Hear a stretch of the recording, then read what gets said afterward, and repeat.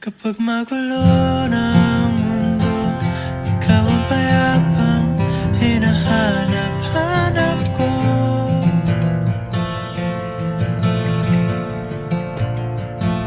Kumakabog na naman ang dibdib.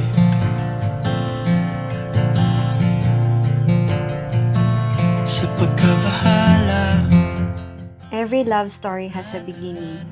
Sa amin, nagsimula sa biruan, tuksuhan, at hindi ko napansin na unti-unti na pala akong nadadala sa pang-aasar.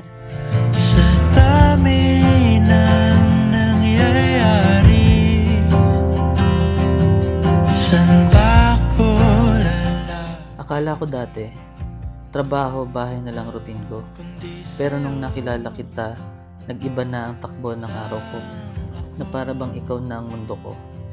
Bigla akong nagkaroon ng rason para kiligin. Ikaw ang naging inspirasyon sa bawat araw.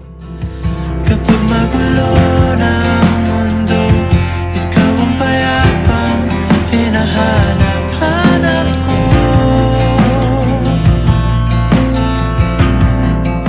Kailan mo na-realize na mahal mo na ako? Palagi mo akong inaasar, tapos one time, ang tagal mong nag-leave sa trabaho, tapos, syempre wala na yung nangaasar sa akin. Hinahanap-hanap ko yun. So, ayun, doon ko naramdaman na nahuhulog na ako sa'yo. Nais ko Si Gilbert, lagi may sumibong paraan para makuha ng ito. Pagbibiro, pangaasar, minsan nakakainis, pero laging nakakakilig. Naalala ko noon, nung unang araw mo akong hinatid pa uwi. Simpleng bagay, pero feel ko na hindi lang sa bahay mo ko ihahatid, kundi sa mas mahabang paglalakbay ng ating buhay. Giliw, di mapigil ang puso ng damdamin ko. Mukhang mapato, amin mo oh. Giliw, nagpapahiwating na sa'yo ang damdamin ko.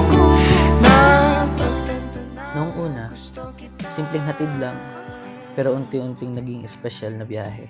At sa bawat kilometro, mas lalo kitang nakilala. Kahit natakot ako, hindi sapat yon para mag-alinlangan ako. Ang biyahe natin, dati pa uwi lang. Ngayon, patungo na sa panghabang buhay. Giling ka sa akin, gusto kong linawin. Naiilang ka ba? Pag tayo lang dalawa, sinasabi ko nga na atin ang mundo. Walang ibang tulad mo. Natagpuan namin ang saya sa mga simpleng bagay tuwing magkasama kami. Mula sa panonood ng movie, hanggang sa kumain tayo sa restaurant o pumunta sa cafe. Sa simpleng pagluluto, natutunan namin na ang tunay na lasa ng buhay ay ang saya ng magkasama. Sa tinagal-tagal ko nang nagluluto, ikaw lang palang sangkap na kulang para maging kumpleto ang buhay ko. Wala na akong mahihiling pa. Ikaw at ikaw. Ikaw at ikaw. Ikaw at ikaw. Nagpapasalamat ako sa'yo kasi ayan, nandyan ka lagi sa akin, handa kang tumulong. Pag may problema ako, kumbaga pinapasaya mo ako. Yung problema ay nadadaan natin sa biro, mga ganun. Tapos, diyan ka, sinusuportahan mo ako sa lahat ng bagay. Sobrang supportive mo. I'm so grateful. 3 bilyon, ikaw lang ang aking gusto. Pasensya na kung ngayon ako'y di para sa'yo. Tayo ay papunta na sa ating bagong yugto. Ayokong mabuhay sa isang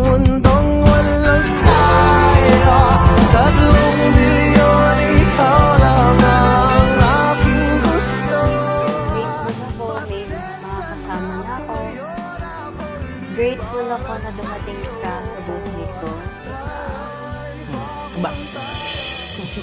Pero mas grateful ka dumating ako sa buhay mo. Tama naman. Ayun ako sa'yo dun. Grateful ako sa lahat ng ginagawa mo para sa akin. Sana naman ay mapagbigyan na at nang mapakinggan ang tibok ng puso kong sa'yo walang nararamdaman ng tunay na kaligayahan. Hindi man tayo perfecto ngayon. Hindi man tayo maging perpekto bukas. At hindi man tayo naging perpekto kahapon. Ngayon, hindi na lang simpleng kwento kung paano tayo nagsimula. Ito na ang kwento ng buhay nating bubuuin ng magkasama. Sa huli, palagi babalik pa rin sa'yo. Ikaw yung nagpapapansin. Ikaw yung nagpapapansin sa akin. Palagi pipiliin kong maging sa'yo. Ulit-ulitin man. Hindi sapat na sabihin ko lang na mahal kita. Hindi sapat na iparamdam ko lang na kailangan kita. Papatunayan ko sa'yo na kaya kitang alalayan kasabay ng mga tungkod mo. Sa pagdating ng ating pilak at ginto, Diamante may abutin, ikaw pa rin aking bituin, nagtatangi kong dalangin kung sa huling Naniniwala akong hindi aksidente ang pagkikita natin. Naniniwala akong ikaw ang sagot sa lahat ng dasal ko. Naniniwala akong ito ang itinadhana. Naniniwala akong hindi lang ito kwento ng kahapon, kundi simula ng ating habang buhay. Isang paglalakbay na puno ng pagmamahal, tawanan at mga pangarap na sabay nating tutuparin. pipiliin kong maging sa'yo.